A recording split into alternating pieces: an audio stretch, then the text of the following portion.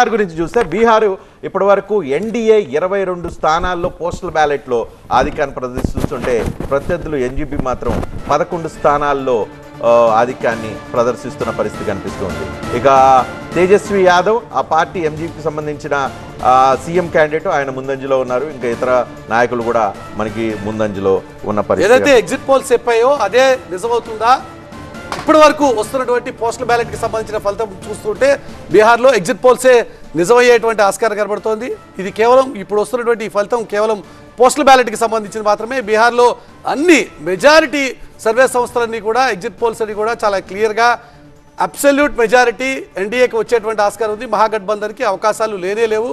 Magic figure 122 అయితే ఎట్టి పరిస్థితుల్లో 122కి మహాగఠబంధన్ టచ్ చేసేటువంటి ఆస్కారం కూడా లేదు అని చెప్పిన సందర్భంలో దాదాపుగా మెజారిటీ సంస్థలు చెప్పిందే ఇప్పుడు నిజమయ్యేటువంటి పరిస్థితి మనకి ఇక్కడ కనబడుతోంది. బీహార్లో 23 స్థానాల్లో ఇప్పటికే ఎన్డీఏ అభ్యర్థులు లీడ్లో ఉన్నారు.